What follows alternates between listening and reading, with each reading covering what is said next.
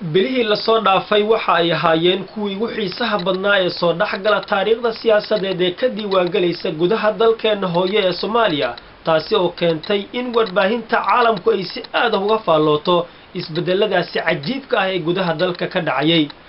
odayaal ku wareersan ansixinta dastuurku aadanuhu dejiyay ee Soomaalida lagu qasbayay shariifyo isheesta shacab farmaajo doonaya iyo musharaxiin jabiyay rikoorka madaxtinimo doonka dunida ayaa shiday magaalada Muqdisho oo rubac qarni ku dhawaad marti u ahayd dagaal sokeeye oo nafta seejiyay Soomaali badan kuwa kalena dhibaatooyin kale u geystay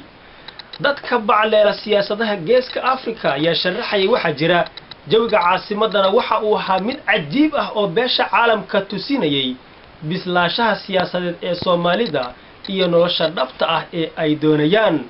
shacabka ku nool magaalada Xamar ee gobolka Banaadir lama aysan yaabin musharaxiinta faraha badan waxayna naruuro u arkayeen qaraxidii waxyeelada badnaa ee dhawqooda iyo dhibkooda ay ka yaranasteen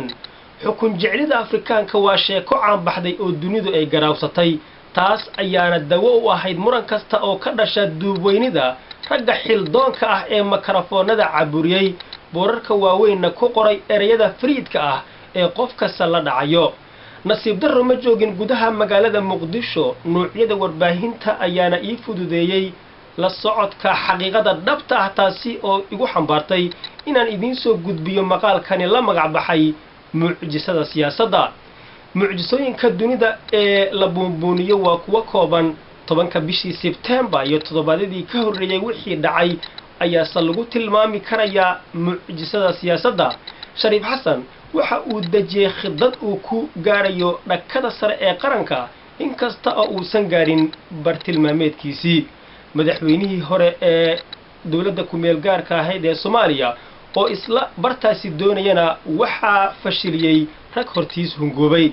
saacadihii doorashadu socotay waxa qalabka warbaahinta ku mashquulsanaa Soomaali badan oo dal iyo dibadba jooga kuwaasi oo ka dhursugayay loolanka ragga ishaya ee raadinaya ku fadhiisiga kursiga Soomaali weyn laga hagi lahaa markii la shaaciyay natiijada rasmiga ah ee doorashada waxa farxad la soo xigaaray Soomaali badan oo beensanayay in doorasho heer madaxweyne ah ay ka dhici karto gudaha dalka Soomaaliya oo dunidu ku tilmaantay qaran guul dareystay oo bakeeri barkii aan la imaanin fagaaraha siyaasadda wanaaga doorashada madaxweynaha ee gudaha dalka ka dhacday ayaa fariin diblomaasiyadeed u dirtay beesha caalamka iyadoo sidoo kale ay qalbiyadooda baraf ka dhigtay Soomaalida dhibaataysan ee dunida ku baahday isla markaana isweydiin kara su'aasha ah dunidoo idil dawaafnaye madayaxan ku deganaa gari laba nin kam wada qosliso markaana waxaa dhoola cadaynaya Xasan Sheekh Maxamuud oo madaxweyne u yeertay Shariifna waxba kuma uusan cayaarin hadal macaani diblomaasiyadeed ayuuna ooda uga qaaday mudanayaasha baarlamaanka iyo dadkii kale ee daawanayay doorashadaasi dhacaysay Shariif shalay ayuu yimiday Xasanna shacabku ma dooran laakiin loolanka dhaxmaray ayaa sagootiyay khayaanooyinka ay godka iskula simeen ragga isku dhirfay ee isdhahayay ana mudan madaxtinimada dalka ee maxaadii carqaladayn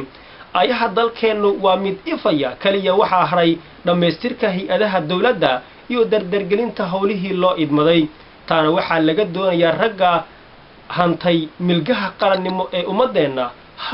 waa sida yaa diidan dawladnimadeena cali iyo ciidid waxa ay baasuuka isku garaacayeen 10 sano ka hor haddana waxaynu ku jirnaa qarniga 21aad oo dunidu ay ka daashay dhageysiga hadallada qolooyinka sharta badan ee qorgooya dadka masaakiinta ah ee ka madax bannaan sheekooyinka ay faraha kula jiraan